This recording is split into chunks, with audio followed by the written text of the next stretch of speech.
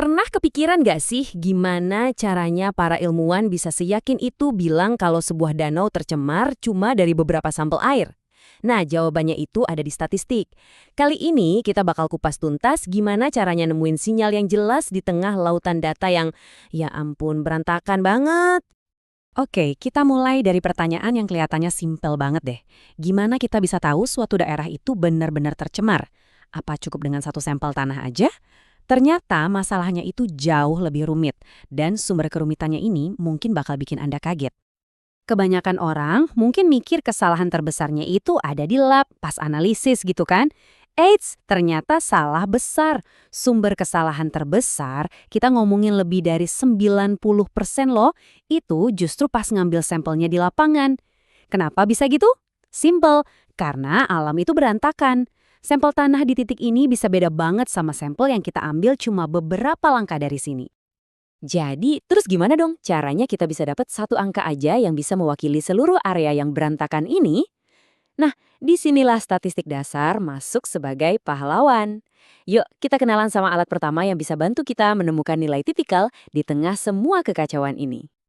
Oke, senjata pertama kita buat melawan kekacauan data ini namanya ukuran tendensi sentral. Gampangnya gini, ini tuh soal gimana caranya kita nemuin pusatnya data. Kita cari satu angka aja yang paling pas buat ngegambarin semua data yang kita punya.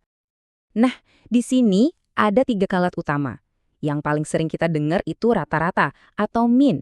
Gampang, tinggal jumlahin semua, terus dibagi. Tapi ada tapinya nih, rata-rata itu gampang banget tertipu sama angka yang aneh atau ekstrim. Kalau data kita miring, nah jagoannya itu median. Dia ngambil nilai yang pas di tengah-tengah setelah datanya diurutin. Terus yang terakhir, kalau kita cuma pengen tahu nilai mana sih yang paling sering nongol, kita pakai modus. Intinya kita harus pinter-pinter milih alat yang pas buat data kita. Dan ini dia kuncinya. Khusus buat data lingkungan, median itu sering banget jadi pahlawannya. Kenapa coba? Soalnya data lingkungan itu kan sering banget ada nilai-nilai aneh. Misalnya satu titik yang polusinya tinggi banget. Atau sebaliknya, ada hasil pengukuran yang tidak terdeteksi. Nah, median ini cuek sama nilai-nilai ekstrim itu. Dia fokus ke tengah. Jadi gambaran yang kita dapat jauh lebih jujur. Oke, anggaplah kita udah dapat nih nilai pusatnya. Tapi, eits, tunggu dulu. Ini baru setengah jalan. Pertanyaan berikutnya, dan ini nggak kalah penting.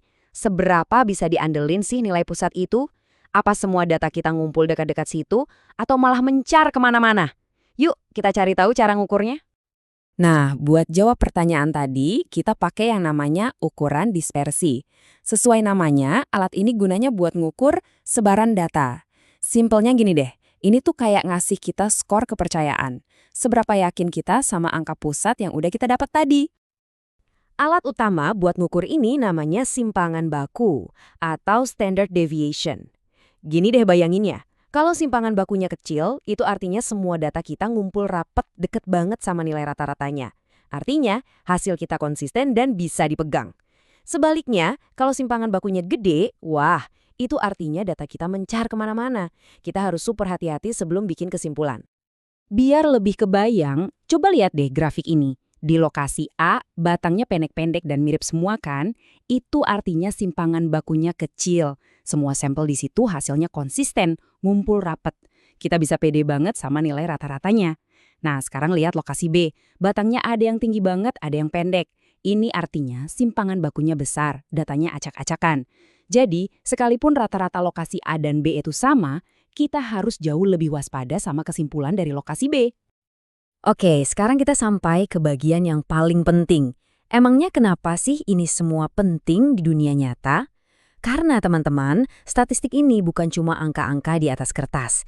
Ini adalah fondasi buat ngambil keputusan-keputusan kritis yang taruhannya tinggi banget.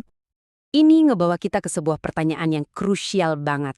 Jadi, apa yang terjadi kalau kesimpulan statistik kita ternyata salah?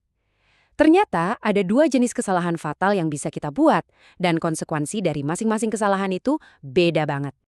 Oke, ada 2 tipe kesalahan. Yang pertama namanya kesalahan tipe I atau positif palsu. Ini terjadi kalau kita menyimpulkan sebuah lokasi itu tercemar padahal sebenarnya bersih. Akibatnya apa? Ya rugi uang, duit dihambur-hamburin buat bersih-bersih yang nggak perlu. Tapi yang jauh lebih serem itu kesalahan tipe 2 atau negatif palsu. Ini kebalikannya. Kita bilang sebuah lokasi itu bersih dan aman, padahal sebenarnya beracun. Konsekuensinya, wah ini bisa membahayakan kesehatan bahkan nyawa banyak orang.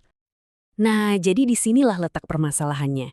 Ngertiin konsep statistik dasar kayak gini tuh bukan sekedar buat pinter-pinteran di kelas. Ini benar-benar krusial buat ngelola lingkungan secara bertanggung jawab. Karena ujung-ujungnya, ini berdampak langsung ke dua hal. Duit negara atau perusahaan, dan yang jauh lebih penting, kesehatan kita semua. Oke, jadi ayo kita rangkum cepat ya. Pertama, kita harus ingat kalau data lingkungan itu dasarnya emang berantakan. Kedua, kita pakai tendensi sentral, kayak median, buat cari nilai tipikalnya. Ketiga, kita pakai dispersi, kayak simpangan baku, buat ngukur seberapa yakin kita sama nilai itu. Dan yang paling penting, kita jadi sadar kalau setiap kesimpulan itu punya resiko kesalahan yang taruhannya bisa uang atau bahkan kesehatan. Nah, sekarang Anda udah tahu dasar-dasarnya nih. Pertanyaan berikutnya justru buat Anda. Lain kali kalau Anda baca berita soal kualitas udara atau lihat laporan tentang air yang terkontaminasi, coba deh berhenti sejenak. Pertanyaan statistik apa yang sekarang bakal Anda ajuin, biar benar-benar ngerti cerita di balik angka-angka itu?